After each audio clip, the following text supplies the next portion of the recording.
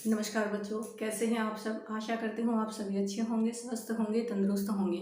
मैं नीता आपके अपने YouTube channel Hindi concept and facts पर आप सभी का स्वागत करती हूँ। तो आप लोगों की तैयारी भी बहुत अच्छे से चल रही होगी।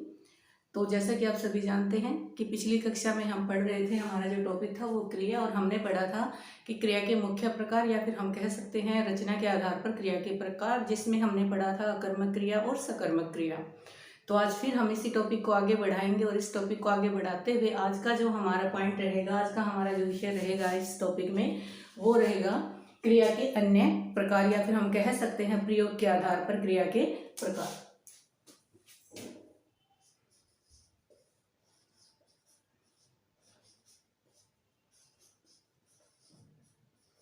क्रिया के अन्य प्रकार, जिसमें से हमारा जो सबसे पहला पॉइंट रहेगा वो रहेगा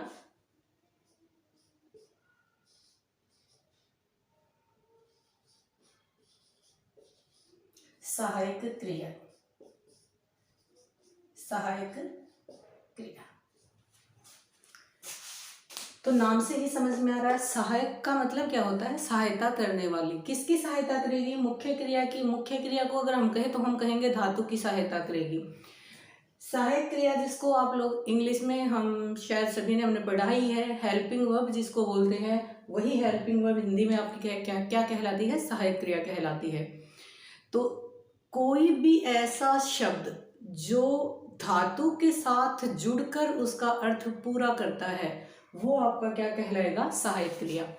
वो शब्द जो धातु के साथ मिलकर उसका अर्थ पूरा करने में सहायता करते हैं, या फिर ऐसा भी कह सकते हैं कि जो शब्द मुख्य क्रिया के साथ जुड़कर उसका अर्थ पूरा करने में सहायता करते हैं। जैसा हमने लिखा, जैसे कि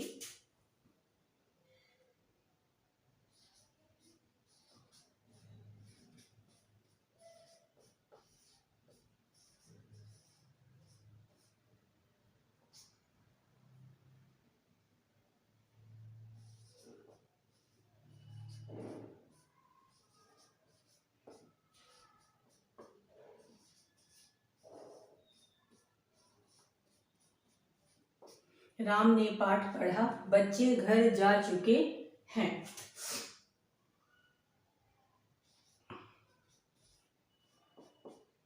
सीता गीत गा रही है। तो यहाँ पर आप सभी को पता है क्रिया क्या है, पढ़ना। यहाँ पर क्रिया क्या है हमारी, जाना। और यहाँ पर क्रिया क्या है, गाना। जो काम हुआ है यहाँ पढ़ने का काम हुआ है, यहाँ पर जाने का, और यहाँ पर गाने का। लेकिन आप सभी जानते हो, अगर हम किसी को ये बात कह रहे हैं तो हम क्या कहेंगे कि राम ने पाठ पढ़ा। अब ये एक ऐसा एग्जाम्पल लिखा है, बच्चे यहाँ पर सोचते हैं कि यहाँ कौन सी सहायक क्रिया है। मैंने आपको बोला है कि किसी भी धातु के साथ जुड़ते हैं जो शब्द, इस वाक्य में अगर मैं धातु की बात करूं तो धातु हमारी पढ़ है, ना कि पढ़ा। पढ़ा धातु नहीं है, धातु पढ़ है। और अगर धातु की बात करें तो आपने देखा है, हमने 2 क्लास पीछे पॉइंट यही पढ़े थे धातु के बारे में, कि धातु को कैसे आप पहचान पाओगे कि कौन सी चीज धातु है। तो हमने पढ़ा था कि किसी भी शब्द के पीछे अगर आप ना जोड़ पा रहे हो तो वही धातु है। तो ये हमारी जो पढ़ है ये क्या है, धातु है। तो यहाँ पर बच्चा देखता है कि सहायक क्रिया क्या है, पढ़ प्लस में आ। तो जो आ है वही आपकी क्या है, यहाँ पर सहायक क्रिया। आप ऐसा तो नहीं कहोगे कि राम ने पाठ पढ़। अपनी बात को स्पष्ट करने के लिए आपको क्या बोलना पड़ेगा, पढ़ा। तो यहाँ पर आपने क्या जोड़ा है, आ। तो जो आ रहेगा वही आपकी क्या रहेगा, सहायक क्रिया। यहाँ पर कोई कहता है कि बच्चों को बुलाओ, तो सामने वाला जवाब दे रहा है कि बच्चे घर जा चुके हैं। काम क्या हुआ है, जाने का। लेकिन ये बात नहीं कही जा सकती कि बच्चे घर जा। हमारी बात को स्पष्ट करने के लिए, पूर्ण रूप देने के लिए हमें इन शब्दों का प्रयोग करना पड़ेगा। और जो यही शब्द हैं हमारे, यही हमारी क्या कहलाएंगे, सहायक क्रिया। ठीक इसी तरह से इस वाक्य में काम क्या हुआ है, गाने का। आप कोई पूछ रहा है कि सीता क्या कर रही है, तो आप बता रहे हो कि सीता गीत गा रही है। काम तो गाने का हो रहा है, लेकिन आप इतना कभी भी नहीं बोल सकते कि सीता गीत गा। यहाँ तो आपकी बात का अर्थ ही कुछ और हो जाता है, अब आपकी बात का अर्थ ही स्पष्ट नहीं हो पाता। तो अपनी इस बात को पूर्ण रूप देने के लिए आपको इन शब्दों का प्रयोग करना पड़ा जो धातु के साथ जुड़कर अर्थ पूरा करने में सहायता करते हैं, वही क्या कहलाते हैं, सहायक क्रिया। तो यहाँ पर चुके हैं आपकी सहायक क्रिया है, रही है आपकी सहायक क्रिया है, आ जो है वो आपकी क्या रहेगी, सहायक क्रिया। परीक्षा में आपको इनको अंडरलाइन करके भी पूछा जा सकता है या फिर सीधा ही वाक्य दे दिया जा सकता है कि इसमें सहायक क्रिया है या नहीं है। तो ये अंडरलाइन जो शब्द रखे हैं, मान लीजिए आपको ये करके पूछ लिया ए और बी में से सहायक क्रिया कौन सी है, तो सहायक क्रिया रही है, ये आपकी सहायक क्रिया नहीं है, ये आपकी मुख्य क्रिया है, या फिर हम कहेंगे ये हमारी धातु है, जो ये है ये हमारी सहायक क्रिया है। तो बच्चों शायद आपको समझ में आ चुका होगा। तो हम आगे बढ़ते हैं, हमारे पॉइंट को आगे की तरफ ले जाते हैं।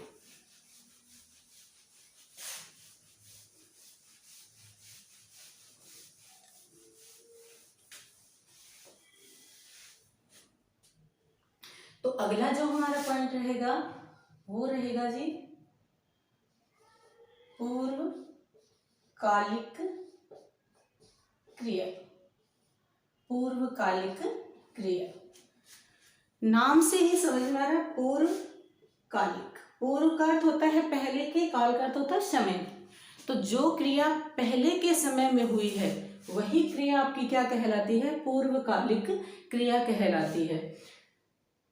या फिर हम इसकी जो परिभाषा है वो अगर स्पष्ट करेंगे तो हम कहेंगे कि जब कर्ता एक क्रिया पूरी करके दूसरी क्रिया करता है, जब कर्ता मतलब करने वाला कोई भी काम कर रहा है, वो एक क्रिया को पूरी करके दूसरी क्रिया करता है, वही हमारी क्या कहलाएगी, पूर्वकालिक क्रिया। जैसे हमने कहा बच्चा पढ़कर सो गया।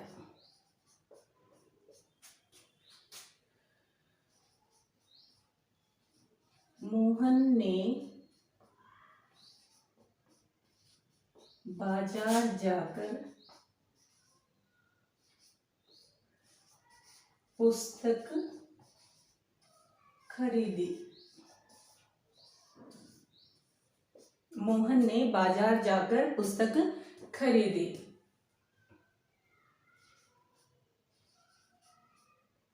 राधा घर आकर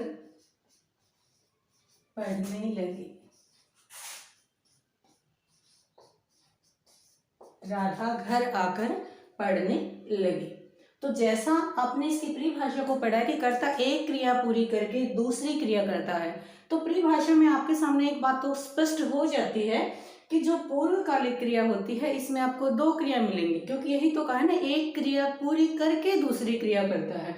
तो यहाँ पर हमें क्रिया कितनी मिलेंगी, दो क्रिया मिलेंगी। जैसे एक क्रिया हो गई पढ़ना और एक क्रिया हो गई हमारी सोना, तो यहाँ दो क्रिया हो गई। यहाँ पर भी एक क्रिया हो गई जाना और एक क्रिया हो गई हमारी खरीदना। यहाँ पर एक क्रिया हो गई आना और एक क्रिया हो गई पढ़ना। तो यहाँ आपको दिखाई दे रहा है पहले काम क्या हुआ है, पढ़ने का, और उसके बाद काम क्या हुआ है, सोने का। यहाँ पर पहले काम क्या हुआ, बाजार गया है जाने का, और उसके बाद क्या काम हुआ है, पुस्तक खरीदने का। यहाँ पर भी पहले काम हुआ है आने का, घर आई है, और उसके बाद उसने क्या काम किया है, पढ़ने का। तो कर्ता एक क्रिया पूरी करके दूसरी क्रिया करता है, वही हमारी क्या कहलाती है, पूर्वकालिक क्रिया। हो सकता है आपके सामने सीधा यही वाक्य रख दिया जाए कि बालक पढ़कर सो गया, ये कौन सी क्रिया है, तो आपको दिखाई दे रहा है कि यहाँ पर दो क्रियाएं हुई हैं, एक पहले एक बाद में, तो ये आपकी क्या कहलाएगी, पूर्वकालिक क्रिया। या फिर हो सकता है आपसे इस प्रकार से भी पूछ लिया जाए कि इन दोनों में से कौन सी पूर्वकालिक क्रिया है, तो ये हमारी पूर्वकालिक क्रिया रहेगी। वैसे बच्चों पूर्वकालिक क्रिया की जो पहचान होती है वो आपकी होती है कि कोई भी ऐसी क्रिया या फिर हम कहें कोई भी ऐसी धातु जिसके साथ में धातु के बाद कर प्रत्यय जोड़ दिया जाए। आपको पता है प्रत्यय क्या होते हैं, किसी भी शब्द के पीछे लगते हैं वो प्रत्यय होते हैं। किसी भी धातु के पीछे अगर आपको कर प्रत्यय लगा मिल जाए वही आपकी हमेशा क्या कहलाएगी, पूर्वकालिक क्रिया। अभी हाल ही में पीछे एक हरियाणा एसआई का एग्जाम हुआ था हमारा, वहां पर सेम क्वेश्चन पूछा गया था कि धातु के पीछे कर प्रत्यय जुड़ने से बनने वाली क्रिया क्या कहलाती है, तो वो क्रिया हमारी क्या कहलाएगी, पूर्वकालिक क्रिया। धातु क्या है, पढ़, इसके पीछे कर जुड़ गया। धातु क्या है, जा, इसके पीछे कर जुड़ गया। धातु क्या है, आ, इसके पीछे कर जुड़ गया। पढ़ कर, सुन कर, देख कर, लिख कर, हंस कर, कह कर, कोई भी आपको ऐसा वाक्य मिल जाए जहां पर इस तरह के शब्द आ जाए, वहां हमेशा या फिर हम कहें वहां सदैव आपकी क्या रहेगी, पूर्वकालिक क्रिया। तो बच्चों चलते हैं थोड़ा सा और आगे हम।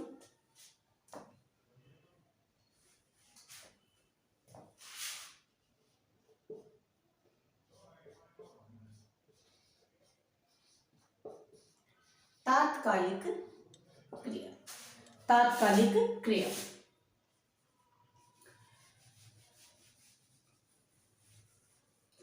तात्कालिक, तत्काल प्लस में एक से तात्कालिक बना है। तो तत्काल का अर्थ क्या होता है, वही समय, यही तुरंत का तुरंत जो समय होता है, तत्काल का अर्थ ही तुरंत होता है। तो यहाँ पर मैं आपको थोड़ा सा एक अंतर समझाने की कोशिश कर रही हूँ। देखो यहाँ हमने लिखा बच्चा पढ़कर सो गया, और एक वाक्य हमने लिख दिया बच्चा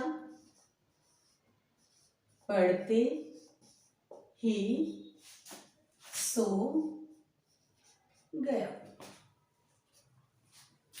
बच्चा पढ़कर सो गया, बच्चा पढ़ते ही सो गया। दोनों वाक्यों में क्या फर्क रहेगा, देखो यहाँ आपको दिखाई दे रहा बच्चा पढ़कर सो गया, और इसने क्या कहा है, पढ़ते ही सो गया। पढ़कर सो गया में यहाँ जो दोनों क्रियाएं हुई हैं, एक पढ़ना और एक सोना, इन दोनों के बीच में समय का अंतराल हो सकता है। समय हो सकता है बच्चा पढ़ा है, उसके 1 घंटे बाद, 20 मिनट बाद, 15 मिनट बाद सोया हो, तो हम यही कहते हैं कि बालक पढ़कर सो गया। लेकिन यहाँ पर क्या कहा है कि बच्चा पढ़ते ही सो गया। क्रिया तो यहाँ भी दो हुई है, एक पढ़ने की और एक सोने की, लेकिन आपको वाक्य को पढ़ते ही समझ में आ रहा होगा कि यहाँ इन दोनों क्रियाओं के बीच में कोई भी समय का अंतराल नहीं है, कोई भी टाइम गैप नहीं है। पढ़ रहा, जैसे ही बच्चा पढ़ता है वो तुरंत की तुरंत सो जाता है। तो ऐसी क्रिया आपकी जो कहलाती है वो क्या कहलाती है, तात्कालिक। अगर कोई हमसे पूछता है बच्चा पढ़कर सो गया, तो हम कहेंगे पूर्वकालिक क्रिया। और अगर कोई हमसे कहता है बच्चा पढ़ते ही सो गया, तो हमारा जवाब रहेगा तात्कालिक क्रिया। यहाँ पर बोला गया था मोहन ने बाजार जाकर पुस्तक खरीदी, तो हमारा जवाब होता है पूर्वकालिक क्रिया। लेकिन अगर कह दे मोहन ने बाजार जाते ही पुस्तक खरीदी, तो फिर हमारा उत्तर आ जाएगा तात्कालिक क्रिया। राधा घर आकर पढ़ने लगी, तो प्रश्न उत्तर रहेगा हमारा पूर्वकालिक क्रिया। और अगर कहा जाए राधा घर आते ही पढ़ने लगी, तो हमारा जवाब हो जाएगा तात्कालिक क्रिया। तो यहाँ पर भी हम कह सकते हैं, जैसा भी हमने कुछ देर पहले पढ़ा था, कि किसी भी धातु के पीछे अगर आप कर प्रत्यय जोड़ दोगे तो आपकी क्या बन जाती है, पूर्वकालिक क्रिया। ठीक उसी तरह से किसी भी धातु के पीछे ते ही अगर आप जोड़ दो, तो वो हमेशा आपकी क्या कहलाएगी, तात्कालिक क्रिया। जो बच्चे नए हैं, जिनको धातु समझ में नहीं आ रही, धातु क्या है, वो पीछे की वीडियो देखेंगे, तो उसमें धातु को पूरी तरह से क्लियर किया गया, पूरी तरह से स्पष्ट किया गया है। तो वहां पर आप धातु समझोगे तो यहाँ आपके सामने कोई भी दिक्कत नहीं आएगी। तो किसी भी धातु के पीछे जैसे ही आपने ते ही, यहाँ आप सबको पता, आपके पास धातु पढ़ है, इसके पीछे हमने ते ही जोड़ दिया, तो वही आपकी क्या बन जाती है, तात्कालिक क्रिया। तो बच्चों चलो और आगे चलते हैं।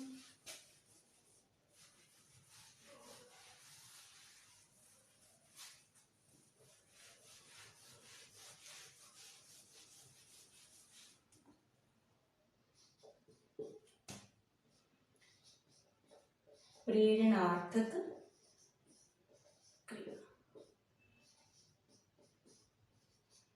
प्रेरणार्थक क्रिया, प्रेरणार्थक, प्रेरणा के अर्थ में, प्रेरणा के अर्थ में, या फिर हम कह सकते हैं कि जहां कर्ता स्वयं क्रिया न करके, जहां कर्ता स्वयं क्रिया न करके किसी अन्य से क्रिया करवाता है। प्रेरणा यही होती है, खुद नहीं बल्कि किसी दूसरे को कुछ करने के लिए कहा जाता है, तो कोई भी ऐसा वाक्य आपको दिखाई देता है जहाँ कर्ता स्वयं क्रिया नहीं कर रहा बल्कि किसी दूसरे को करने के लिए कहता है या फिर दूसरे से करवाता है, वही आपकी क्या कहलाएगी, प्रेरणार्थक क्रिया। जैसे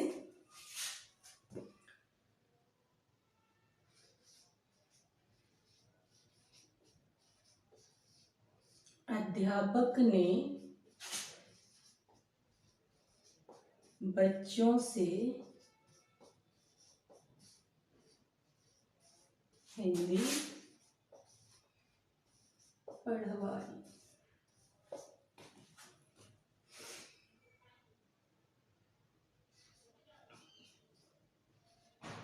सोहन ने सुशील से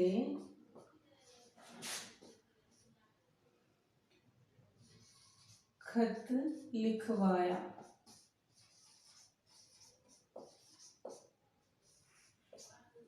अध्यापक ने बच्चों से हिंदी पढ़वाई, सोहन ने सुशील से खत लिखवाया। तो यहाँ पर आपको दिखाई दे रहा है कर्ता कौन है, अध्यापक, और यहाँ पर कर्ता कौन है, सोहन।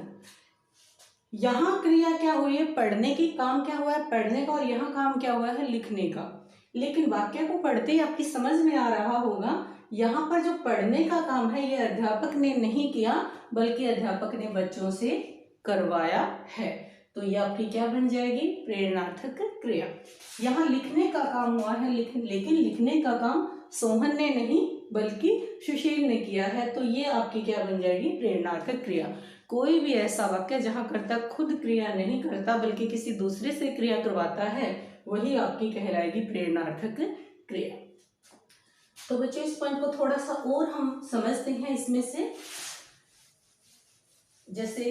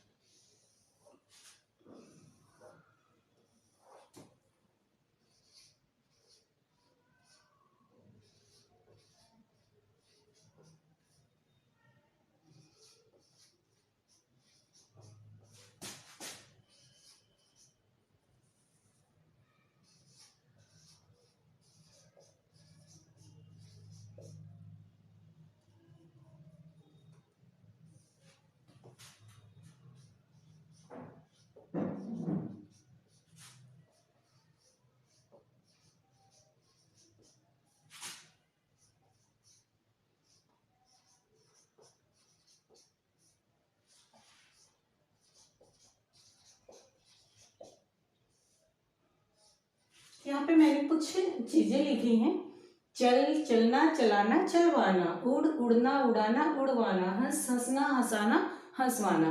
तो ये चीजें क्या है, ये जो शब्द मैंने लिखे हैं ये शब्द क्या है, अगर आप लोग ध्यान से पढ़ोगे तो ये सारी वही चीजें हैं जो इसी क्लास में हमने पढ़ी हैं, इसी टॉपिक के अंदर जो हमने पढ़ा है वही है।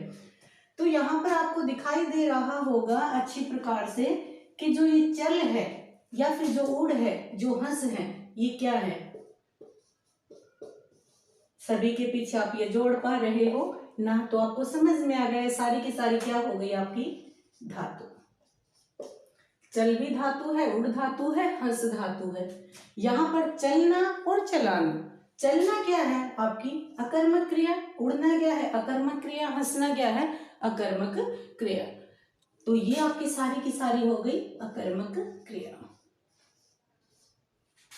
और ये सारी की सारी आपकी चलाना क्या उड़ाना क्या हंसाना, तो ये सारी की सारी आपकी हो गई सकर्मक क्रिया। और ये अभी अभी हमने देखा था कहीं पर भी वाया, वाई या वाना ये चीजें आ गई, वो आपकी सारी की सारी हो जाएंगी प्रेरणार्थक क्रिया। जो बच्चे पहली बार क्लास को देख रहे हैं वो शायद यहाँ पर थोड़ा सा कंफ्यूज हो जाएंगे कि हमें कैसे पता चला ये अकर्मक है या सकर्मक है। तो हमने पीछे एक वीडियो डाली है जिसमें कंप्लीट अकर्मक और सकर्मक के बारे में समझा है, तो आप उस वीडियो को देखेंगे तो आपको ये बात बड़ी आसानी से समझ में आ जाएगी। ये हमारी धातु, ये हमारी अकर्मक क्रिया, ये हमारी सकर्मक क्रिया और ये हमारी हो गई प्रेरणार्थक क्रिया। तो आपसे कोई पूछ ले उड़वाना क्या है, तो उड़वाना क्या है, हमारी प्रेरणार्थक क्रिया। ये तो हमें समझ में आ गई, क्रिया है सारी की सारी। चलाना सकर्मक क्रिया, आपसे पूछ रहा उड़ना क्या है, अकर्मक है, उड़ क्या है, धातु है। आपसे पूछा जाए, हो सकता है कि उड़ाना जो क्रिया है इसके अंदर धातु क्या है, तो इसमें धातु क्या है, आपकी उड़ धातु है। तो बच्चों चलो और आगे बढ़ते हैं।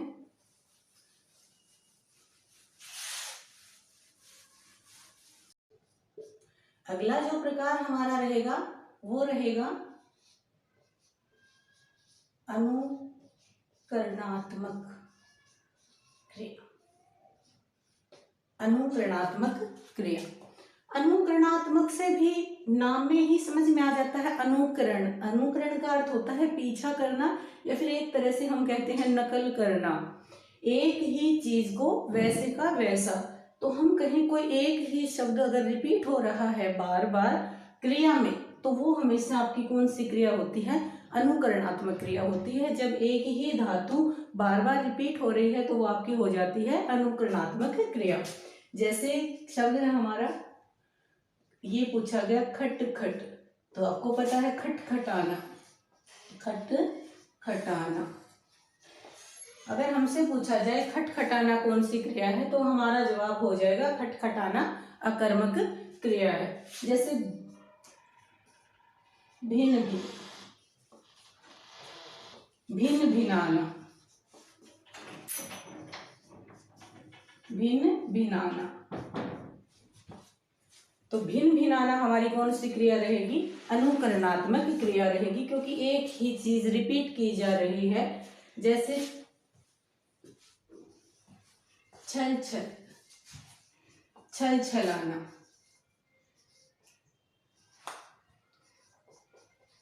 यहाँ पर छल का मतलब धोखा फ्रेब से नहीं रहेगा हमारा, छल छल जैसे उसके आंखें छल छल आ गई, भर गई।